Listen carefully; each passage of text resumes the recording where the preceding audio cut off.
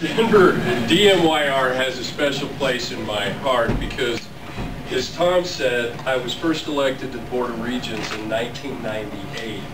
And back in 1997, this group still used to meet at the On the Border. And this was the first group that invited me to come speak, to give me an opportunity to talk about my candidacy for the Board of Regents. So I have to tell you, as an elected official for the last 10 years, as a candidate running for the United States House of Representatives, I couldn't be more excited.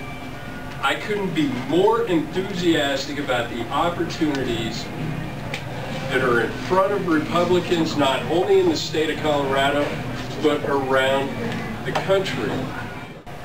Young Republicans make a difference at the grassroots level. You are the next generation of leaders for the Republican Party. You're going to be the group of people setting the message and setting the tone for candidates running for office for the Republican Party as a whole. How do I know this? Tom mentioned the fact that Amendment 54, I had the honor of chairing Amendment 54, the Clean Government Colorado campaign. We were the only conservative group to win statewide this last election cycle. The only group. And as we traveled the state, we heard repeatedly the same message over and over. We want our government reform. We're tired of pay to play. We're tired of corruption. And we want accountability and transparency. Blagojevich, Richardson, the RTD Board of Directors, the Adams County Commissioners who were getting campaign contributions and then awarding $12 million in no-bid government contracts. The citizens of the state of Colorado said enough. We want to see government reformed and cleaned up.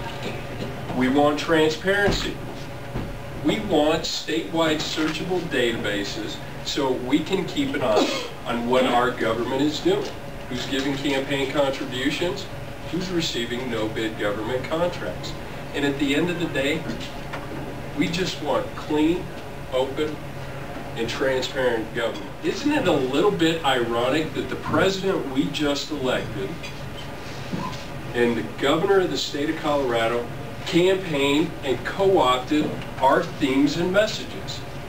Reform, change government.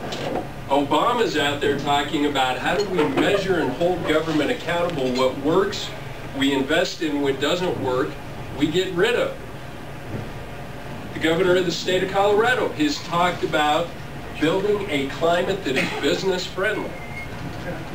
The problem with these guys is that they can talk the talk, but they can't walk the walk, because ultimately they're beholden to the unions, they're beholden to the environmentalist groups, and they're beholden to the special interest groups that depend on government for their survival. 10 years ago, when I ran for the Board of Regents originally, I campaigned on one major theme, and that was intellectual diversity.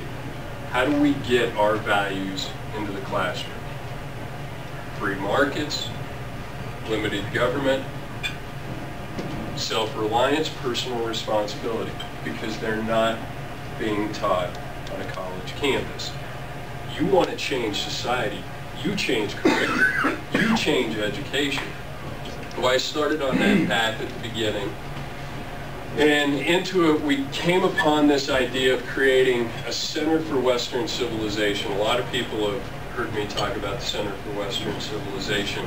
We are taking those ideas, those values that we hold, those principles, and we are figuring out a way to get them embedded into the curriculum.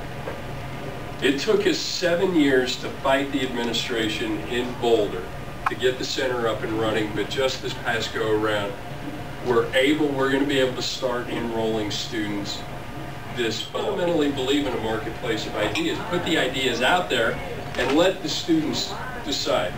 Do they believe in centralized government planning, or do they believe in capitalism, free markets, liberty, and personal responsibility? The questions this year was on free markets and government centralized government planning. And the question was, which creates wealth in the United States? Which one contributes to taxes being paid so that government can run and perform the functions that it's supposed to? Free markets or centralized government plan? Only 16% of students could answer correctly. And by the way, the correct answer is free markets.